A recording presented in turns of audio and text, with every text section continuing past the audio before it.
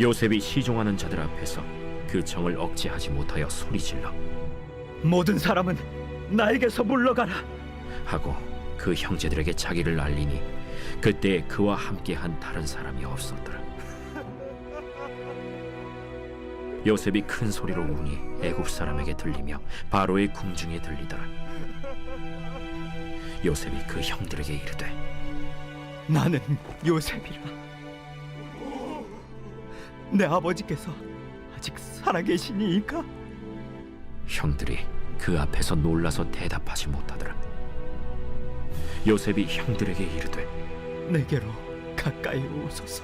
그들이 가까이 가니 나는 당신들의 아우 요셉이니 당신들이 애굽의 판자라.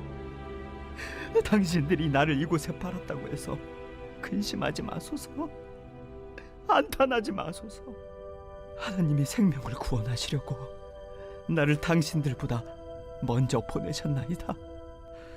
이 땅에 2년 동안 흉년이 들었으나 아직 5년은 밭갈이도 못하고 추수도 못할지라. 하나님이 큰 구원으로 당신들의 생명을 보존하고 당신들의 후손을 세상에 두시려고 나를 당신들보다 먼저 보내셨느니, 그런즉 나를 이리로 보낸 이는 당신들이 아니요 하나님이시라. 하나님이 나를 바로에게 아버지로 삼으시고 그 온 집의 주로 삼으시며 애굽 온 땅의 통치자로 삼으셨나이다. 당신들은 속히 아버지께로 올라가서 아뢰기를, 아버지의 아들 요셉의 말에 하나님이 나를 애굽 전국의 주로 세우셨으니 지체 말고 내게로 내려오사 아버지의 아들들과 아버지의 손자들과 아버지의 양과 소와 모든 소유가 고센 땅에 머물며 나와 가깝게 하소서. 흉년이 아직 5해가 있으니 내가 거기서 아버지를 봉양하리이다. 아버지와 아버지의 가족과 아버지께 속한 모든 사람에게 부족함이 없도록 하겠나이다 하더라고 전하소서. 당신들의 눈과 내 아우 베냐민의 눈이 보는 바 당신들에게 이 말을 하는 것은 내 입이라. 당신들은 내가 애굽에서 누리는 영화와 당신들이 본 모든 것을 다 내 아버지께 아뢰고 속히 모시고 내려오소서 하며 자기 아우 베냐민의 목을 안고 우니 베냐민도 요셉의 목을 안고 우니라. 요셉이 또 형들과 입맞추며 안고 우니 형들이 그제서야 요셉과 말하니라. 요셉의 형들이 왔다는 소문이 바로의 궁에 들리매 바로와 그의 신하들이 기뻐하고 바로는 요셉에게 이르되, 내 형들에게 명령하기를 너희는 이렇게 하여 너희 양식을 싣고 가서 가나안 땅에 이르거든 너희 아버지와 너희 가족을 이끌고 내게로 오라. 내가 너희에게 애굽의 좋은 땅을 주리니 너희가 나라의 기름진 것을 먹으리라. 이제 명령을 받았으니 이렇게 하라. 너희는 애굽 땅에서 수레를 가져다가 너희 자녀와 아내를 태우고 너희 아버지를 모셔오라. 또 너희의 기구를 아끼지 말라. 온 애굽 땅의 좋은 것이 너희 것임이니라. 이스라엘의 아들들이 그대로 할세 요셉이 바로의 명령대로 그들에게 수레를 주고 길 양식을 주며 또 그들에게 다 각기 옷 1벌씩을 주되 베냐민에게는 은 300과 옷 5벌을 주고 그가 또 이와 같이 그 아버지에게 보내되 수나기 10필에 애굽의 아름다운 물품을 실리고 암나기 10필에는 아버지에게 길에서 드릴 곡식과 떡과 양식을 실리고 이에 형들을 돌려보내며 그들에게 이르되, 당신들은 길에서 다투지 말라. 그들이 애굽에서 올라와 가나안 땅으로 들어가서 아버지 야곱에게 이르러 알리어 이르되, 요셉이 지금까지 살아있어 애굽 땅 총리가 되었도이다. 야곱이 그들의 말을 믿지 못하여 어리둥절하더니 그들이 또 요셉이 자기들에게 부탁한 모든 말로 그에게 말하매 그들의 아버지 야곱은 요셉이 자기를 태우려고 보낸 수레를 보고서야 기운이 솟행한지라. 이스라엘이 이르되, 조카도다. 내 아들 요셉이 지금까지 살아있으니 내가 죽기 전에 가서 그를 보리라.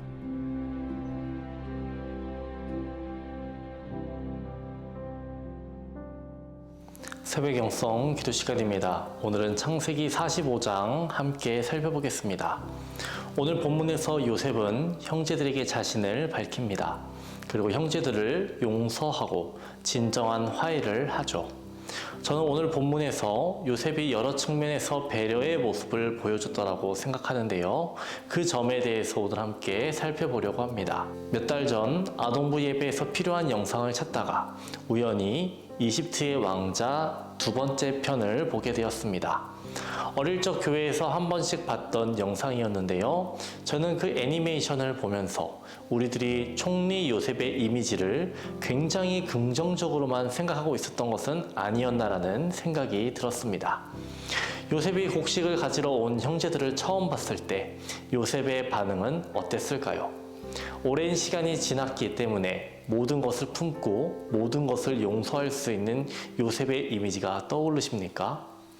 그런데 그 애니메이션에서는 곡식을 가지러 온 형제들을 본 요셉의 모습을 두려워 떨고 분에 차 있는 모습으로 그리고 있었습니다. 저는 요셉이 실제로도 그랬을 것 같다는 생각이 들었습니다. 상처를 준 사람들을 만났는데 요셉의 지난날의 악몽이 떠오르지 않았겠습니까? 요셉은 밝히지 않았지만 형제들을 몇 차례 만났고요. 또 몇 차례 혼자서 울었습니다. 그 울음에는 용서의 울음의 의미도 있겠지만 억울함과 분함의 울음도 있었을 거라고 생각합니다. 그리고 오늘 본문 45장에 와서 요셉은 드디어 자신의 정체를 밝히고 있는 겁니다. 1절을 보면 요셉은 형제들을 제외한 모든 사람들을 물러가라라고 말합니다. 그리고 그 자리에는 총리 요셉과 형제들만 남아있는 겁니다. 그리고 요셉이 큰 소리로 울기 시작합니다. 형제들은 얼마나 난감했을까요? 어리둥절하고 있었을 겁니다. 큰 소리로 인해 바로가 달려왔으면 형제들은 어떻게 되었겠습니까? 요셉은 울고 나서 자기 자신의 정체를 밝히고 있습니다. 3절을 보겠습니다.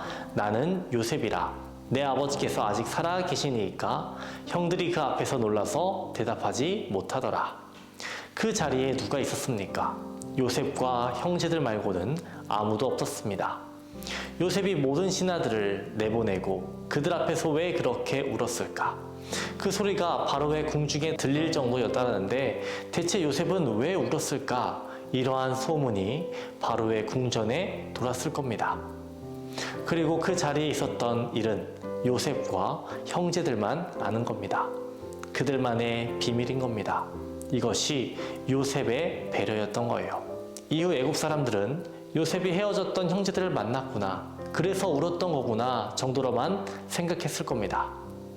애국 사람 중 그 누구도 형제들이 요셉을 팔았다는 사실만큼은 아무도 몰랐을 겁니다.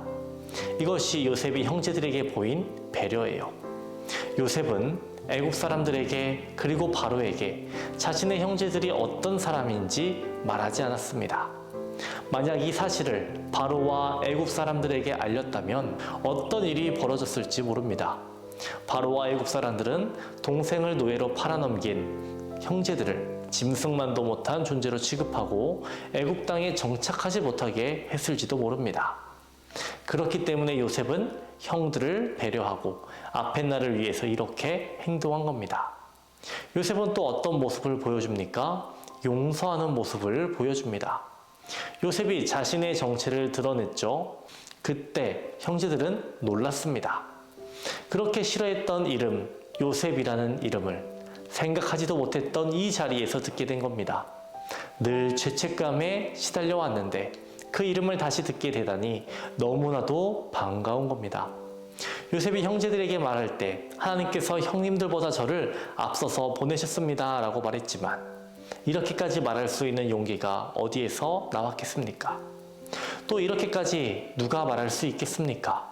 이것이 진정한 배려입니다. 그리고 이러한 진정한 배려를 할 만큼 그의 내면에 회복이 있었던 겁니다. 요셉은 자신의 상처를 회복시킨 것에서 끝이 아니라 단순히 용서할게라고 말하는 것이 아니라 형들을 배려해서 자책하지 마십시오. 하나님께서 나를 보내셨습니다 라고 말할 수 있는 태도까지 갖춘 것입니다. 여러분, 우리에게는 어떠한 배려의 모습이 있습니까? 하나님의 사람으로 어떠한 태도를 보이며 살아가고 있습니까? 우리는 배려의 사람이라기보다는 상처 주는 사람이 되기가 너무나도 쉽습니다. 사도 바울은 말합니다. 너희 안에 이 마음을 품으라. 곧 그리스도 예수의 마음이니. 여러분, 여기에 나오는 마음은 태도를 의미한다는 거 아실 겁니다. 예수 그리스도의 태도가 우리 삶 가운데 나타나야 하겠습니다.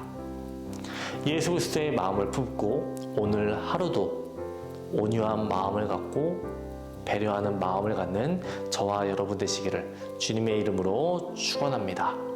오늘의 공동기도 제목은 나라와 민족을 위한 기도입니다.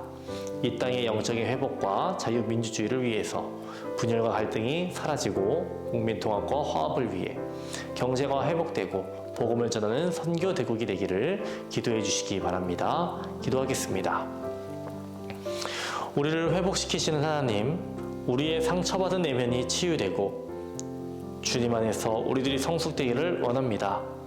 예수 그리스도의 마음과 태도를 가지고 하루하루를 용기와 결단 속에서 살아가게 하여 주옵소서. 오늘은 나라와 민족을 위해 기도합니다. 이 나라의 민족에게 영적인 회복을 허락하여 주시옵소서. 자유민주주의가 무너지지 않게 하시며 분열과 갈등은 사라지고 국민통합과 화합이 이루어지게 하여 주옵소서. 또한 경제가 회복되게 하시고 복음을 전하는 선교 대국 되게 하여 주옵소서. 담임 목사님의 사역 가운데 항상 함께 하실 줄 믿습니다. 말씀 선포되는 곳마다 죽어가는 영혼들을 살려주시고 얼음처럼 차갑고 바위처럼 굳은 심령들의 마음 녹여주시고 뜨겁게 하여 주시옵소서. 태문을 위해 기도한 성도에게 자녀를 허락하여 주시옵소서. 암과 싸우고 있는 박재성 권사님, 유은영 권사님, 이영숙 권사님, 오윤미 집사님, 박선현 청년, 유경민 청년에게 치유의 강선을 비춰주시고 깨끗이 치유하여 주시옵소서. 연로하신 장로님과 권사님들에게 위로와 용기를 더해 주시고 노년의 삶이 아름답고 은혜롭고 건강으로 채워지게 하여 주시옵소서. 우울증을 겪고 있는 성도들 치유하여 주시옵소서. 공황장애, 불면증을 겪고 있는 성도들 말끔히 고쳐주시옵소서. 대입시험을 앞두고 있는 수험생들을 위해 기도합니다. 수시와 정시 잘 준비하게 하여 주시고 하나님께 기도하며 진로를 계획하고 주님의 영광을 위해 살아가는 자들 되게 하여 주시옵소서. 새벽마다 주님께 드리는 우리의 기도 제목에 주님 응답하여 주시옵소서. 감사의 기념비가 세워지게 하여 주시옵소서. 기도가 더욱 깊어지게 하여 주시옵소서. 감사드리며 예수님의 이름으로 기도합니다. 아멘.